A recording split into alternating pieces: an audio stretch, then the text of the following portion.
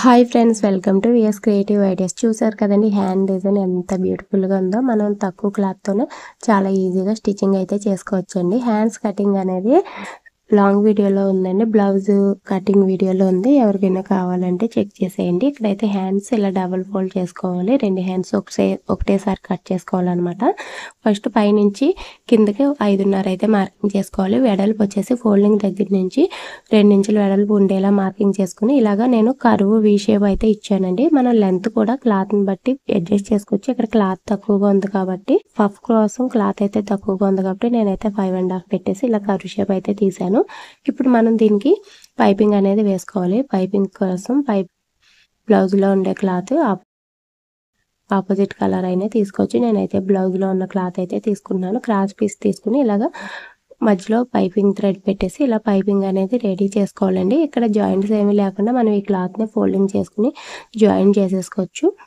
చాలా ఈజీగా స్టిచ్ చేసుకోవచ్చు అండి. పైపింగ్ థ్రెడ్ పక్కనే స్టిచ్ వచ్చేలాగా స్టిచ్ చేసుకోవాలి. స్టిచ్ చేసుకున్న తర్వాత ఒక 1/4 ఇంచు ఖర్చు ఉంచుకుని ఎక్స్ట్రా ఉన్న క్లాత్ అయితే కట్ చేసేసుకోవాలండి. మనం లైనింగ్ జాయిన్ చేసుకున్న తర్వాత కూడా ఈ పఫ్ అనేది జాయిన్ చేసుకోవచ్చు, కానీ అలా చేయడం వల్ల మనకి క్లాత్ పీసులు వచ్చేస్తుంది అనమాట. అందుకని నేను ఫస్ట్ ఒరిజినల్కి పఫ్ జాయిన్ చేసేసిన తర్వాత లైనింగ్ అయితే యాడ్ చేస్తానండి. ఇప్పుడు మనం ఈ పైపింగ్ని వీడియోలో చూపిస్తున్న విధంగా హ్యాండ్స్కి అయితే జాయిన్ చేసుకోవాలండి. మనకి ఇక్కడ వీ షేప్ ఏ విధంగా ఉందో అదే విధంగా పైపింగ్ని వేసుకుంటూ రావాలన్నమాట. కార్నర్స్ దగ్గర నీడిల్ కిందకి దించుకుని పైపింగ్ జాయిన్ చేసేసుకోవాలి. ఇలా జాయిన్ చేసిన తర్వాత చిన్న చిన్న కట్స్ అయితే పెట్టుకోవాలి. కార్నర్ దగ్గర కూడా కట్స్ పెట్టుకోవడం వల్ల నీట్గా తిరుగుతుంది అనమాట.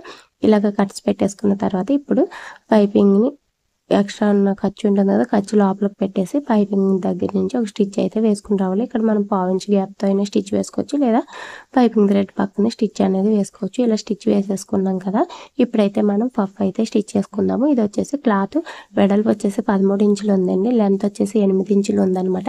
చాలా అంటే చాలా తక్కువ క్లాత్ అనమాట. అయినా కూడా మనకి పఫ్ అనేది చాలా నీట్గా వస్తుంది అనమాట. ఫస్ట్ అయితే వన్ సైడ్ ఫ్రిల్స్ పెట్టేసుకోవాలి. ఈ ఫ్రిల్స్ దగ్గరగా పెట్టేసుకోవాలన్నమాట. మనం పైన 2 ఇంచెస్ వెడల్పు కట్ చేసుకున్నాం కదా, మనకి ఓపెన్ అయితే 4 ఇంచెస్ వస్తుంది. అటు ఇటు ఖర్చుకొని ఒక 4.5 ఇంచెస్ వరకు అయితే వెడల్పు వస్తుంది అనమాట. దానికి తగ్గట్టుగా ఫ్రిల్స్ అయితే పెట్టేసుకోవాలి. వన్ సైడ్ పెట్టేసుకున్న తర్వాత రెండవ సైడ్ కూడా మనం ముందు పెట్టుకున్న ఫ్రిల్స్కి ఆపోజిట్లో ఫ్రిల్స్ వచ్చే విధంగా అయితే పెట్టేసుకోవాలి. ఇలా పెట్టేసుకోవడం వల్ల ఆపోజిట్లో పెట్టుకోవడం వల్ల పఫ్ అనేది చాలా బాగా వస్తుంది అనమాట. ఇలా పెట్టేసుకున్న తర్వాత ఇప్పుడు ఈ క్లాత్ని మనము హ్యాండ్కి అయితే జాయిన్ చేసుకోవాలన్నమాట. మనకి కుచ్చులన్నీ కూడా మధ్యలోకి వచ్చే విధంగా పెట్టేసుకోవాలండి, సైడ్కి పోకుండా. ఈ ఫ్రిల్స్ అన్నీ కూడా మధ్యలోకి వచ్చే విధంగా పెట్టేసుకుని వీడియోలో చూపిస్తున్న విధంగా స్టిచ్ చేసుకోవాలి. మనకి ఈ హ్యాండ్ షేప్ ఏ విధంగా ఉందో అదే విధంగా స్టిచ్ చేసుకుంటూ రావాలండి. షేప్ అనేది అసలు పాడవకుండా నీట్గా స్టిచ్ చేసుకుంటూ రావాలి. చూసారు కదా, నేను కుచ్చులన్నీ కూడా సెంటర్కి వచ్చే విధంగా పెట్టాను. మనం తక్కువ క్లాత్తో కూడా ఇలాగా ఫ్రిల్స్ అనేవి పెట్టేసుకోవచ్చు అనమాట. ఇప్పుడైతే మనం లైనింగ్ అయితే జాయిన్ చేసేసుకుందాము.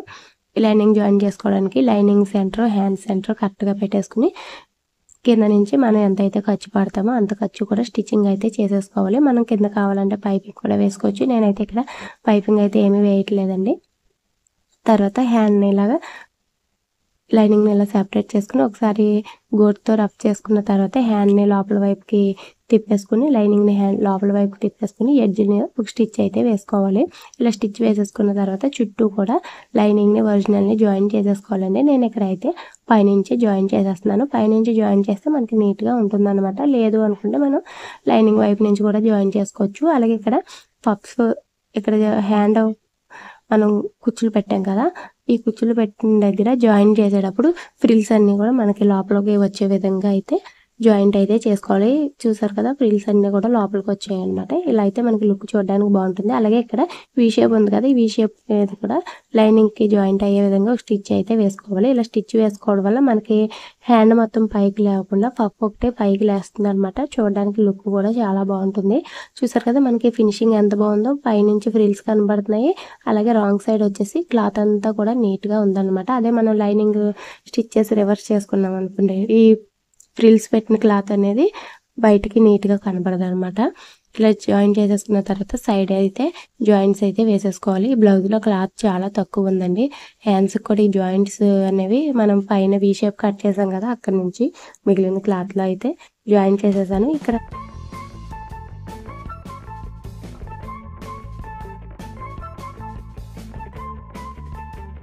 క్లాత్ కూడా తక్కువగా ఉందన్నమాట. ఇలా స్టిచ్ వేసేసుకున్న తర్వాత ఇప్పుడు హ్యాండ్ ఇలాగా సెంటర్కి సెంటర్కి ఇలా ఫోల్డింగ్ చేసుకుని కిందకి ఈ హోల్ పెట్టాలన్నమాట. దీనికోసం నేను కింద నుంచి ఒక 30 ఇంచ్ వరకు అయితే మార్కింగ్ అయితే చేశాను. 2 హ్యాండ్స్కి కూడా ఒకటేసారి మార్కింగ్ చేసేసుకుంటే మనకి కరెక్ట్గా వస్తాయి అన్నమాట. ఇప్పుడైతే కీ హోల్ కోసం బాక్రమ్ పీస్ తీసుకోవాలి. ఇక్కడ 2 బాక్రమ్ పీసులు అయితే తీసుకున్నాను నేను, 2 హ్యాండ్స్కి కావాలి కాబట్టి. అలాగే ఫోల్డింగ్ దగ్గర నుంచి ఒక 1/2 ఇంచ్ విడిచిపెట్టేసి వెడల్పు ఒక 30 ఇంచ్ వరకు పెట్టుకోవాలండి. పొడవు వచ్చేసి 2 ఇంచెస్ పెట్టుకుని మనం ఇలా బాక్స్ షేప్ అయితే డ్రా చేసుకోవాలి. ఇలా బాక్స్ షేప్ డ్రా చేసుకున్న తర్వాత మనం డ్రాప్ షేప్ అయితే ఇచ్చుకోవాలన్నమాట. మనము డ్రాప్ షేప్ కావాలంటే డ్రాప్ షేప్ మనకు నచ్చిన షేప్ అయితే ఇచ్చుకోవచ్చు. నేనైతే ఇక్కడ డ్రాప్ షేప్ అయితే ఇస్తున్నాను. పొడవు వచ్చేసి 2 ఇంచ్, ఫోల్డింగ్ మీద 1 ఇంచ్ ఉందండి. పొడవు ఫోల్డింగ్ మీద 2 ఇంచెస్ ఉంది. వెడల్పు వచ్చేసి 30 ఇంచ్ వరకు పెట్టాను. మనం 1 ఇంచ్ కూడా పెట్టుకోవచ్చు. ఇది కస్టమర్ వేసుకునే దాన్ని బట్టి కూడా ఈ హోల్ అనేది పెట్టాల్సి ఉంటుంది అనమాట. చూసారు కదా, ఇలా డ్రాప్ షేప్ అయితే కట్ చేసేసుకుని చుట్టూ కూడా 1/2 ఇంచ్ ఖర్చు అనేది ఉంచుకోవాలన్నమాట. ఇప్పుడైతే మనం క్లాత్ని దీనికి చుట్టూ కూడా స్టిచ్ చేసేసుకోవాలి. మనం ఐరన్ బాక్స్ ఉంటే ఐరన్ చేసేసుకోవచ్చు. ఇక్కడ నేను ఐరన్ చేయకుండా ఇలాగ ఎడ్జ్కి అయితే స్టిచ్ వేసేస్తున్నాను. ఈ స్టిచ్ అనేది మనం సెంటర్కి వేసేసుకుని కూడా వేసుకోవచ్చు, లేదంటే 2 సైడ్స్ కూడా లోపల వైపు అలాగే ఎడ్జ్ వైపు కూడా స్టిచ్ అయితే వేసుకోవచ్చు. నేను అలా వేయకుండా ఎడ్జ్కి స్టిచ్ వేసేసి చుట్టూ కూడా లైనింగ్ అనేది ఒక 1/2 ఇంచ్ ఖర్చు ఉంచుకుని ఎక్స్ట్రా అనేది కట్ చేసేసుకున్నాను. ఇలా కట్ చేసుకుని చుట్టూ కూడా ఈ లైనింగ్ని మనం బక్రంకి స్టిచ్ చేసేసుకోవాలన్నమాట. నీట్గా ఫోల్డ్ చేసుకుంటూ ఎడ్జ్కి స్టిచ్ అయితే వేసేసుకోవాలి. ఐరన్ లేపనప్పుడు మనం ఇలాగ స్టిచ్ చేసుకోవచ్చు అనమాట. నేను ఇక్కడ 2 సైడ్స్ స్టిచ్ చేయకుండా బక్రానికి ఒక సైడ్ మాత్రమే స్టిచ్ చేశానండి. అలా అయితే మధ్యలో కదిలిపోతుంది అనుకున్నప్పుడు బిగినర్స్కి సెంటర్లో కూడా స్టిచ్ చేసుకోవచ్చు. అది ఎలా స్టిచ్ చేయాలో కూడా నేను ఈ హ్యాండ్ స్టిచ్ చేసిన తర్వాత చివరిలో అయితే పెడతాను. వీడియో అయితే స్కిప్ చేయకుండా చూడండి. ఇలాగ మనం చుట్టూ కూడా స్టిచ్ వేసేసుకున్నాం కదా. స్టిచ్ చేసుకున్న తర్వాత ఇప్పుడు మనం హ్యాండ్కి మార్కింగ్ పెట్టుకున్నాం కదా, కింద నుంచి 1 ఇంచ్ మార్కింగ్ పెట్టుకున్నాం కదా, అక్కడికి లోపల వైపు ఉన్న డ్రాప్ షేప్ వచ్చే విధంగా పెట్టేసుకుని ఈ విధంగా అయితే స్టిచ్ చేసేసుకోవాలండి. హ్యాండ్కి సెంటర్లో ఉండేలా పెట్టేసుకోవాలి. మనకి కదిలిపోకుండా ఏదైనా పిన్ పెట్టేసుకుంటే కదలకుండా ఉంటుందన్నమాట. మనం ఇలాగ కింద రౌండ్ షేప్ దగ్గర నుంచి స్టిచ్ చేసుకుంటూ రావాలన్నమాట. చుట్టూ కూడా స్టిచ్ చేసేసుకున్న తర్వాత లోపల నుంచి క్లాత్ అయితే జాగ్రత్తగా కట్ చేసుకోవాలండి. కట్ చేసుకుని లోపల ఖర్చు అనేది కొంచెమే ఖర్చు ఉంచుకోవాలండి. 1/2 ఇంచ్ కంటే తక్కువ ఖర్చు ఉంచుకుని చుట్టూ కూడా కట్ చేసేసుకోవాలి. లోపల ఉన్న క్లాత్ అంతా కూడా కట్ చేసుకుని చుట్టూ చిన్న కట్స్ అయితే పెట్టుకోవాలండి. మనకి రౌండ్స్ తిరిగే చోట కార్నర్ దగ్గర చుట్టూ కూడా చిన్న కట్స్ పెట్టుకుంటే మనకి షేప్ అనేది నీట్గా వస్తుంది అనమాట. ఇలా కట్ చేసేసుకున్న తర్వాత ఈ క్లాత్ని చుట్టూ లోపలికైతే పెట్టేసుకోవాలి. లోపలికి పెట్టేసుకుని ఒకసారి ఐరన్ చేసుకున్నా పర్వాలేదు. ఐరన్ లేకపోతే మనం హ్యాండ్తోనే గోటుతో రఫ్ చేసుకుంటే నీట్గా ఫినిషింగ్ అయితే వచ్చేస్తుంది అనమాట. ఇక్కడ కార్నర్ దగ్గర షేప్ అనేది నీట్గా రావాలంటే ఖచ్చితంగా కట్ అయితే పెట్టాలండి. మనం స్టిచ్ కట్ అవ్వకుండా జాగ్రత్తగా కటింగ్ అయితే పెట్టుకోవాలి. షేప్ అయితే నీట్గా వస్తుంది. ఇలా లోపలికి పెట్టేసుకున్న తర్వాత మనము పైనుంచి ఒక పాదం వెడల్పుతో స్టిచ్ వేసేసుకున్నాను అంటే డబుల్ స్టిచ్ వేయకుండా కింద ఉన్న క్లాత్ పైన కూడా స్టిచ్ అనేది పడుతుంది అనమాట. క్లాత్ కూడా పైకి లేవకుండా ఉంటుంది.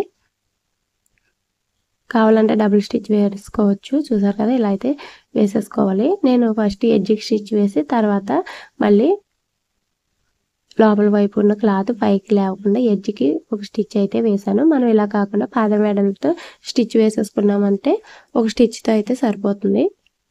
చూసారు కదా హ్యాండ్ షేప్ ఎంత నీట్గా వచ్చింది. ఇక్కడ పైన మనం బటన్ కూడా పెట్టుకోవచ్చు. నేను బటన్ అయితే పెట్టానండి, అది వీడియో తీయడం కుదరలేదనమాట. ఇప్పుడు మనం ఫస్ట్ ఎడ్జ్కి స్టిచ్ చేశాను కదా, అలా కాకుండా మనం ఈ విధంగా బక్రంకి మధ్యలో స్టిచ్ చేసేసుకోవాలండి. క్లాత్కి ఇలాగా బక్రం మధ్యలో జాయిన్ చేసేసుకున్నామంటే ఇది జరగకుండా ఉంటుందన్నమాట. అలాగే చుట్టూ కూడా క్లాత్ అనేది మనం కట్ చేసుకుని ఇలాగ ఫస్ట్ అయితే బక్రం ఎలా అయితే ఉందో అలా అయితే స్టిచ్చింగ్ వేసేసుకోవాలి. తర్వాత ఏమైనా ఎక్స్ట్రా క్లాత్ ఉన్నా కూడా మనం కట్ చేసుకోవచ్చు. చాలా ఈజీగా స్టిచ్ చేసుకోవచ్చండి. హ్యాండ్ డిజైన్ కనుక నచ్చితే ఒక లైక్ అయితే చేయండి. ఛానల్ ఫస్ట్ టైం చూస్తున్నట్టయితే సబ్స్క్రైబ్ చేసుకోండి. ఇలా స్టిచ్చింగ్ వేసేసాం కదా, స్టిచ్ చేసేసిన తర్వాత చుట్టూ ఉన్న ఎక్స్ట్రా క్లాత్ అంతా కూడా కట్ చేసేసుకుని దీన్ని కూడా మనకి హ్యాండ్కి జాయిన్ చేసేసుకుంటే సరిపోతుందండి. మనకి 2 హ్యాండ్స్కి లెంత్ కరెక్ట్గా ఉందో లేదో చూసుకోవాలి. చూసారు కదా ఎంత నీట్గా బ్యూటిఫుల్గా ఉన్నాయో. ఇక్కడ డ్రాప్ షేప్ దగ్గర నేను బటన్ కూడా పెట్టాను. వీడియో అయితే మిస్ అయింది. వీడియో నచ్చితే లైక్ చేయండి. మరొక వీడియోతో మళ్ళీ కలుద్దాం. Thank you.